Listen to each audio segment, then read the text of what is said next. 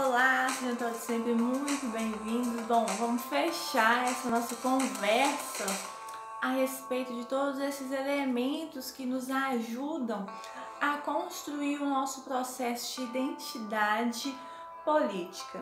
Então, nós temos vários elementos que vão sendo agregados, que vão sendo somados para que a gente possa se reconhecer nesse processo político.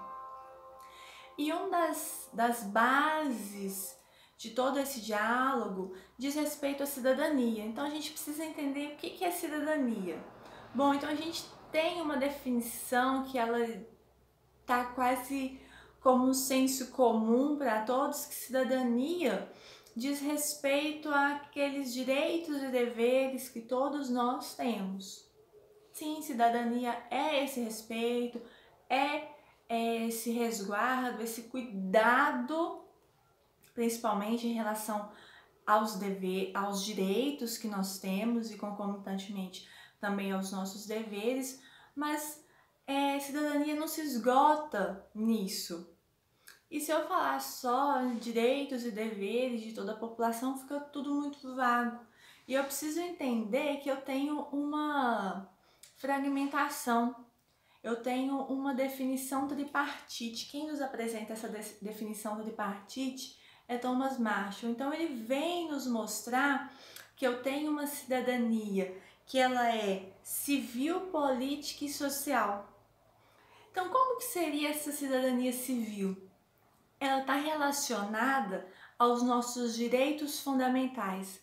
Então eu preciso entender que é garantido, deve ser garantido pelo Estado que eu tenha acesso aos meus direitos fundamentais. Então, o Estado, ele tem que garantir aquilo que é o básico, aquilo que é o essencial. Quais são os nossos direitos fundamentais? Vida, liberdade, igualdade e propriedade. Então, eu preciso entender que tudo que ocorre no meio social, no contexto social, é desdobramento desses direitos políticos.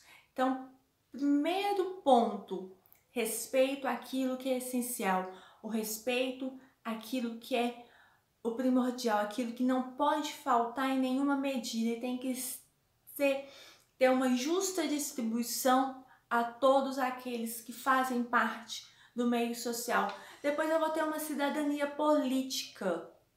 Já que nós falamos de poder e política, de democracia participativa e representativa, eu tenho uma cidadania que ela é política. E o que consiste essa cidadania política? Ela consiste no fato de eu poder votar e fazer parte do processo político como um todo.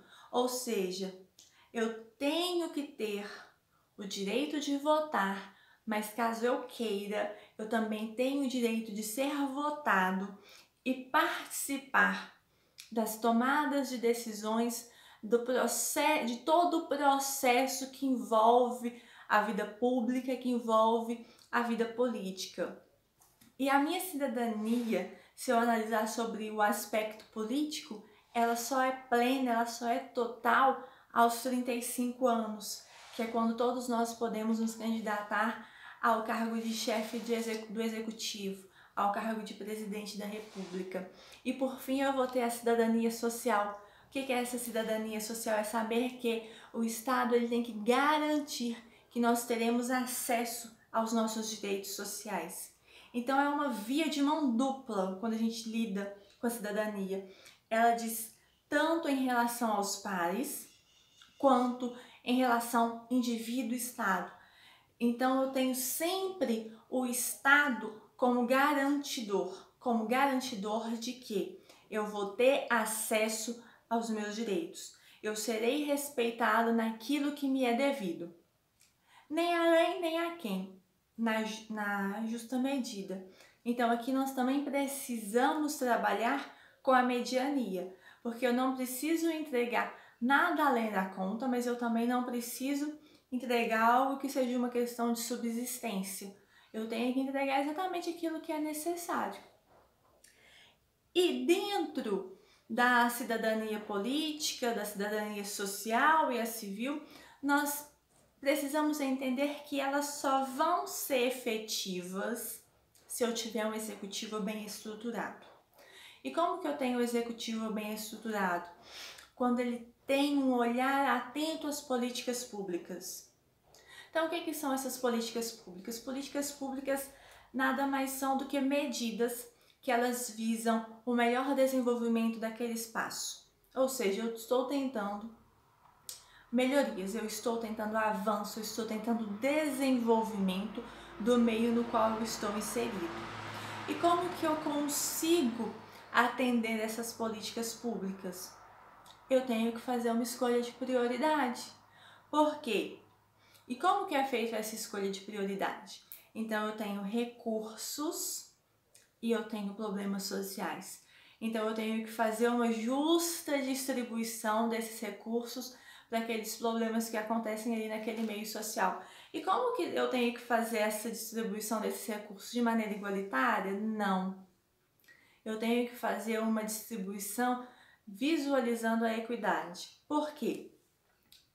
Numa determinada sociedade, nós sabemos que existem inúmeros problemas sociais. Alguns requerem uma demanda um pouco maior, um olhar um pouco mais atento, um gasto de recursos maior, outros nem tanto.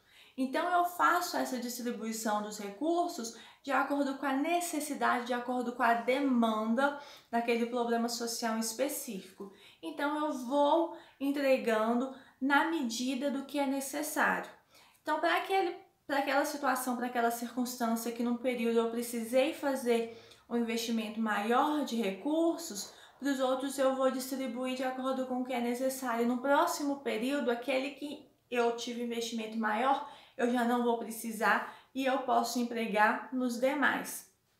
Porque aí eu vou conseguir uma mediania, um equilíbrio e uma justa distribuição em relação a esses recursos, e assim eu não vou ter uma determinada circunstância preterida em relação às outras. Não, em todos os períodos, cada situação, cada circunstância, ela recebe um montante daqueles recursos, lembrando que eu não posso deixar nada sem olhar, nada sem atender, mas eu vou pontuando, eu vou colocando aqueles recursos, aqueles investimentos de acordo com o que é mais necessário, de acordo com o que é mais urgente.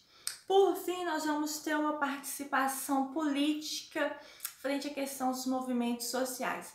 Para a gente entender a participação política, nós precisamos saber que nós temos igualdade política. E em que consiste essa igualdade política?